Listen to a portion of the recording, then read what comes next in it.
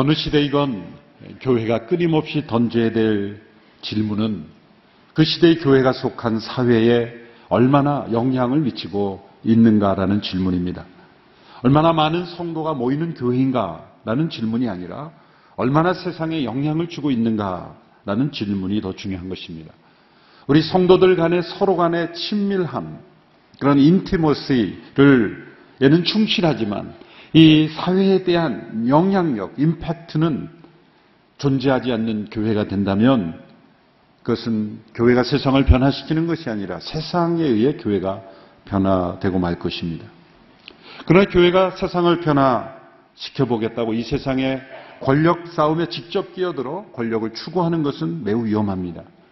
역사는 우리에게 정치적인 권력을 이용한 교회가 명예로운 결실을 맺은 적이 없다는 것을 가르쳐주고 있기 때문입니다. 대부분의 경우에 교회가 그 본래의 본질과 사역에서 멀어질 뿐만 아니라 교회 자체가 부패하게 되었다는 것이 이미 중세 교회나 또 교회 역사를 통해서 우리에게 나타난 바 있습니다.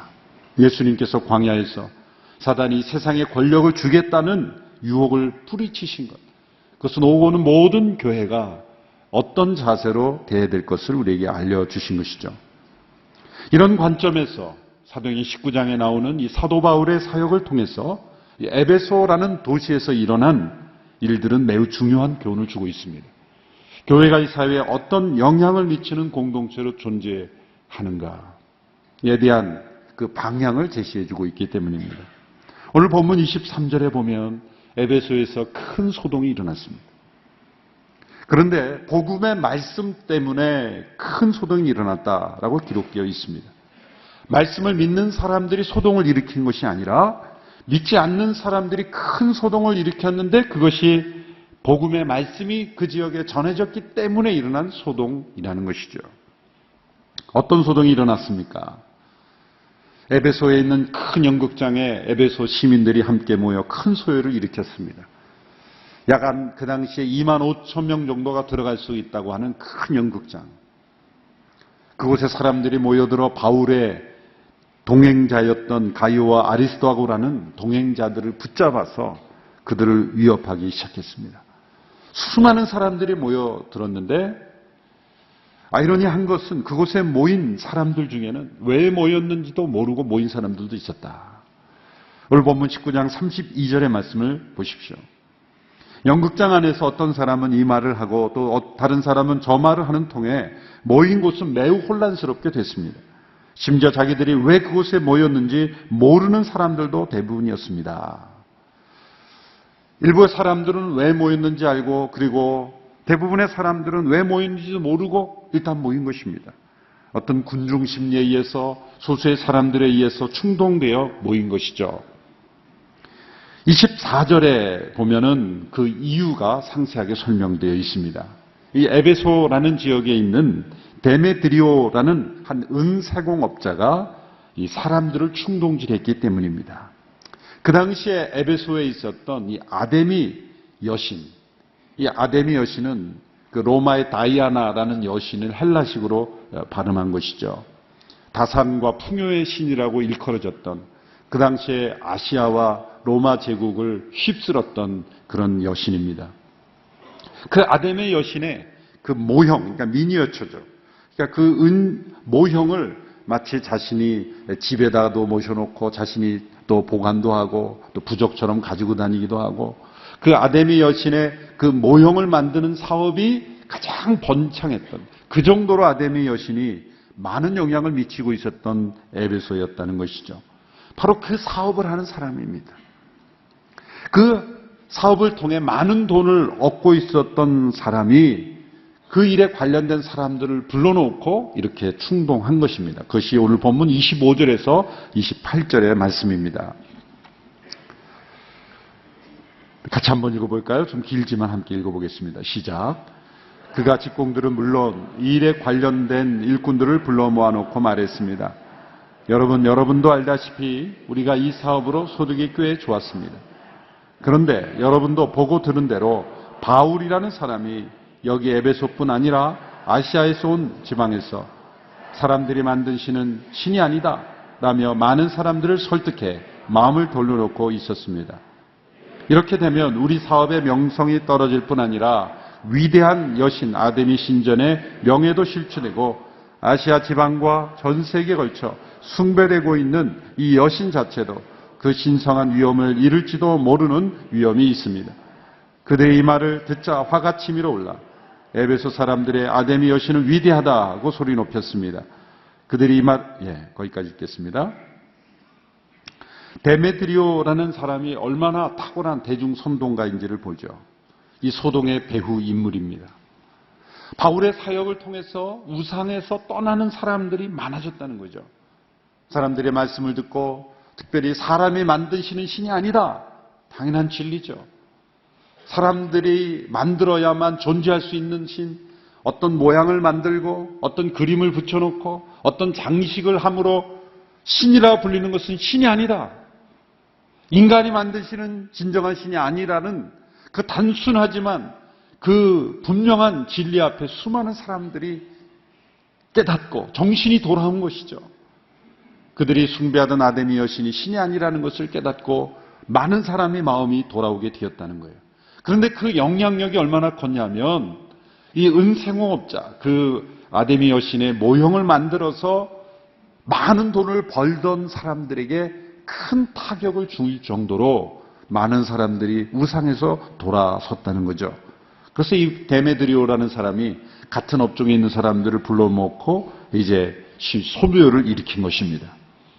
그런데 그가 이 말을 보면 사실 중심에는 뭐가 있어요? 자신의 수입이 줄어드는 것입니다. 그런데 그것을 가장 큰 명분으로 내세우지 않습니다. 더 큰 명분은 위대한 아데미 신의 명예가 실추된다.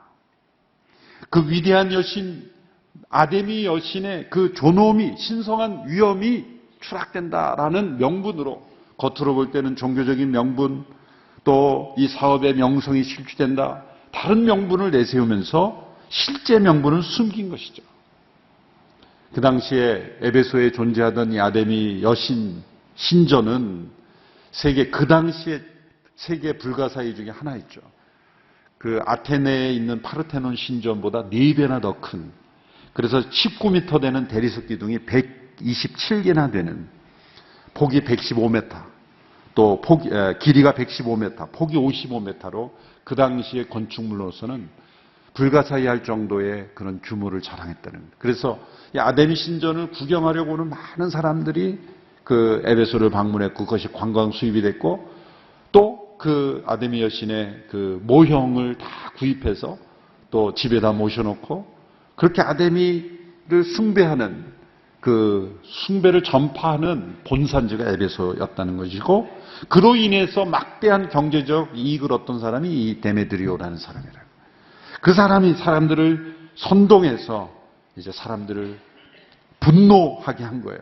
근데 사람들은 왜 분노했어요? 자신들이 숭배하는 아데미 여신의 위엄과 명예를 실추된다는 말 때문에 흥분했지만 사실 진짜 이유는 뭐예요? 이 데메드리오와 그 업자들의 그러한 소득이 줄어든 거예요. 중요한 것은 이러한 소동이 도시 전체에서 일어날 정도로 사회적 파급이 컸다는 것이죠. 여러분, 우리가 주목할 것은 여기에 있습니다. 바울이 어떤 정치적으로 사람들을 충동해서 아데미 신전을 반대하는 소동을 일으킨 것이 아닙니다.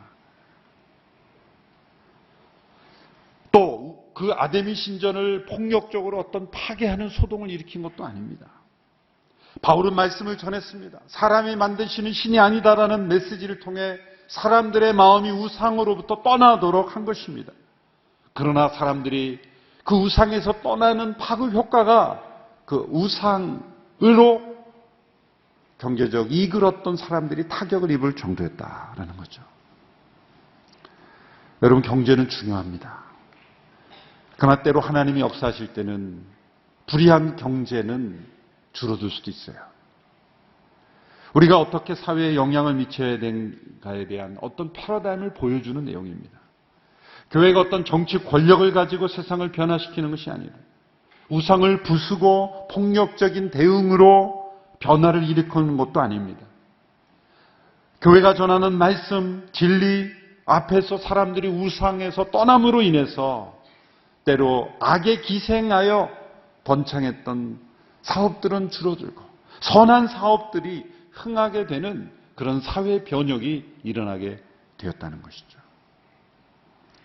복음의 사역이 증거될 때 때로는 사회 구조적인 악과의 충돌도 있을 수 있습니다. 이런 소동들이 있을 수 있습니다. 그러나 하나님의 능력이 이 우상을 통해 사람들을 사로잡고 있는 사단의 능력보다 크심을 믿고 이런 소동을 두려워하지 않아야 될 줄로 믿습니다. 에베소에서는 또 다른 소동이 일어났습니다. 그 소동은 믿지 않는 자들이 일어난 소동이 아니라 회개로 일어난 건강한 소동입니다. 에베소에서는 오늘 본문 이전의 사건을 기록하고 있는데요. 19장 7절, 17절 이하에 보면은 마술을 하던 수많은 에베소에 있던 사람들이 예수님을 믿고 회개함으로써 그 회개의 증거로 자신들이 가지고 있던 마술책들을 다 불태워버리는 사건이 일어납니다. 17절부터 20절의 말씀을 함께 보시겠습니다. 17절에서 20절 시작. 이 사실을 알게 된 에베소에 사는 유대 사람들과 그리스 사람들이 모두 두려움에 사로잡혔고 주 예수의 이름을 높였습니다. 믿게 된 사람들이 많이 나와 자신의 악한 행위들을 고백하고 공개했습니다. 마술을 하던 많은 사람들은 그 책을 모아 사람들이 보는 앞에서 태워버렸습니다. 그들이 그 마술책들의 값을 매겨보니 모두 5만 드라크마 정도가 됐습니다. 이렇게 해서 주의 말씀은 점점 힘있게 퍼져나갔습니다. 당시 에베소는 마술의 도시로 또한 유명했습니다. 오늘 이 시대의 마술은 눈속임 정도로 생각하지만 그 당시에는 마술적인 그런 의식뿐만 아니라 주문을 외우고 저주를 하는 한 우상 숭배의 한 형태로서 수많은 마술가들이 존재했죠. 오늘 신약학자, 저명한 신약학자의 책을 보니까 셰익스피어의 희곡 중에서 에베소에 대해서 언급한 대사가 있다고 해서 기록한 내용을 제가 인용해 봅니다. 이런 내용들이 나옵니다. 그러니까 사실이었다는 거죠. 사람들은 이 성읍이 사기로 들끓고 있다고 말들 하지. 눈을 속이는 민첩한 마술사들, 사람들의 마음을 갖고 노는 음흉한 마술사들, 몸을 망치게 하고 영혼을 죽이는 마녀들, 교묘히 사람을 속이는 사기꾼들, 입심 좋게 떠들어대는 협잡꾼들, 그 외 이와 같은 수많은 죄악들이 활개치는 곳이 바로 에베소였다는 거예요. 그런데 이러한 이들이 앞장서서 이런 일을 하고 있던 사람들이 성령의 놀라운 역사를 보고 자신들이 사용하던 마술책들을 불태워버리는 일이 일어났다는 거예요. 그들이 모아서 불태운 그 책들의 가치가 5만 드라크마라고 하는데 계산해 보면 5만 명의 하루 품삯. 한 사람의 이 일할 때 139년 정도의 연봉 정도가 되는 매우 큰 돈이죠. 자신들이 의지하던 그 마술책들을 함께 모아 불태우는 이 놀라운 변화, 이런 변화가 에베소에서 일어났다는 거예요. 말씀 증거를 통해서 이러한 변화가 일어났다는 거예요. 교회 역사적으로 이런 사례들이 많죠. 15세기 이탈리아의 종교개혁자였던 사보나롤라라고 하는 분이 말씀을 증거했을 때 그 피렌체에서 어떤 일이 있냐면 그 도시의 사람들이 그들이 보던 이 포르노그래프 잡지들을 다 꺼내서 다 불태웠다. 그런 일들이 일어났다는 거예요. 에베소에서 왜 이런 영적 소동이 일어났습니까? 바울을 통해 성령의 놀라운 기적들이 나타났기 때문입니다. 이 우상과 미신, 사기와 죄악으로 가득한 곳에서 성령님께서 역사하심으로 사람들이 그 하나님의 능력을 인정할 수밖에 없는 그러한 표징을 보여주신 거예요. 바울을 통해서 놀라운 기적을 일으켰을 뿐만 아니라 심지어 바울이 가지고 있던 수건이나 앞치마를 가져다가 환자들에게 대기만 해도 병이 낫는 그런 신기한 일들이 일어났습니다. 하나님은 이보다 더 신기한 일도 행할 수 있는 분이시죠. 왜 이런 일들이 일어나게 하셨습니까? 바울이 위대하다는 걸 보여주기는 것이 아니라 그 시대에 그렇게 마술과 주술과 그런 사기와 죄악에 가득한 이들을 그 하나님의 능력의 임재하심을 보여주시지 않으면 그들이 무릎을 꿇지 않거든요. 이때 아주 재미있는 사건이 일어났는데요. 어떤 사람들이 바울이 그렇게 귀신을 쫓아내고 병을 고치고 신비한 기적을 행하니까 바울의 이름을 이용해서 뭔가를 해보려고 했던 사람들이 나왔습니다. 그래서 그들이 뭐라고 했냐면 이렇게 말한 거죠. 주문을 외우듯이 바울이 전파하는 예수를 힘입어 내가 너에게 명령한다. 이렇게 이용한 거예요. 예수님도 믿지 않고 바울이 전한 말씀도 듣지 않았던 사람들이 그걸 주문처럼 이용하는 거예요. 바울은 예수님의 이름으로 명한다 이렇게 했을 텐데 자신들은 예수님 안 믿으니까 어떻게 이용한 거예요? 바울이 전파하는 예수를 힘입어 내가 너에게 명령한다 이렇게 이용을 하는 거예요. 그때 어떤 일이 일어났냐면 그 악신에 들린 사람이 19장 15절에 보면 이렇게 말합니다. 아주 너무 재밌어서 우리가 한번 읽고 넘어가야 돼요. 15절의 말씀 우리 같이 한번 읽어보겠습니다. 시작. 그러자 그 악한 영이 그들에게 대답했습니다. 내가 예수를 알고 바울도 안다. 그런데 너희는 누구냐? 너무 재밌는 말을 악한 영이 했어요. 내가 예수도 알고 바울도 알는데 그들은 진짜 능력이 있는 걸 난 아는데 너희는 누구냐? 능력도 없는 것들이 그렇게 이제 그런 거예요. 그러나 실제적으로 물리적으로 약한 영에 사로잡힌 사람이 그 사람들을 완전히 이렇게 때리고 난리 쳤겠죠. 그리고 막 발가벗겨지고 피를 흘리며 도망갔다. 라는 것이 에베소에 쫙 소문이 난 거예요. 악한 영이 비참하게 당하는 그런 모습을 보면 그러나 그 악한 영들을 사도 바울의 성령의 역사를 통해서 쫓겨나가는 모습을 보면서 진정한 하나님의 능력을 인정하게 된 거예요. 이런 소동이 일어난 거죠. 여러분 사도행전 19장에서 에베소에서 일어난 이 두 개의 큰 소동을 기록해 주신 이유가 뭘까요? 복음의 말씀이 증거되는 일에는 이 사회의 소동이 일어나는 능력 있는 사역이라는 것입니다. 하나는 믿지 않는 이들이 자신들이 더 불의한 이익을 얻지 못하게 된 것을 싫어하는 악한 마음에서 일으키는 반대의 소동이고 또 하나는 악한 마음을 회개하고 자신들의 불의한 것을 불태우는 회개하는 이들의 영적 소동입니다. 복음이 증거되는 곳마다 이 두 개의 소동이 항상 같이 일어나는 거예요. 이것은 말씀의 사역과 성령의 역사의 결과입니다. 말씀이 세상에 전해지고 성령님께서 역사하실 때는 이러한 소동이 사회에 일어난다는 거예요. 그래서 어디서 출발했습니까? 두란노 서원에서 2년 동안 하나님의 말씀을 매일마다 배우고 가르치는 일로부터 시작이 됐어요. 그들이 언제 하루에 어느 시간대에 말씀을 배웠다고 지난주에 제가 말씀드렸는데요.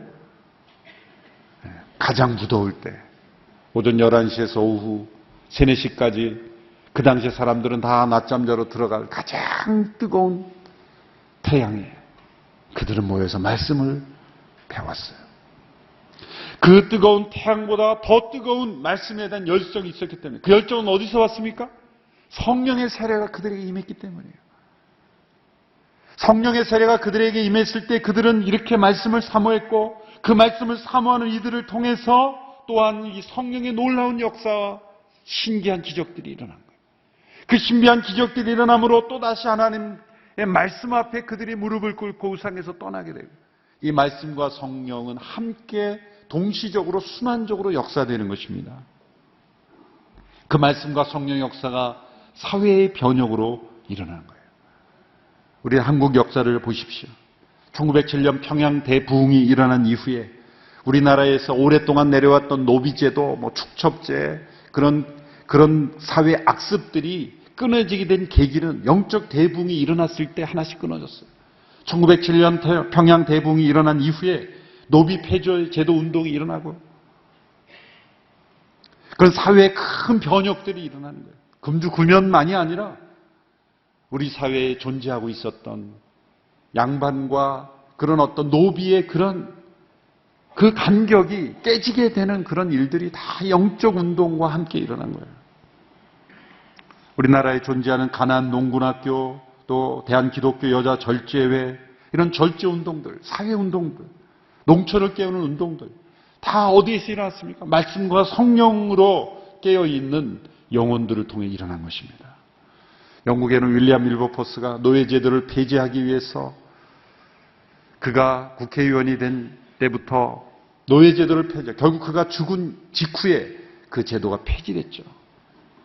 말씀과 성령의 사람들이 이 사회의 국회의원이 되고 사회 지도자가 되고 자기가 처한 곳에서 사회를 변혁하는 일들이 일어났다는 거예요.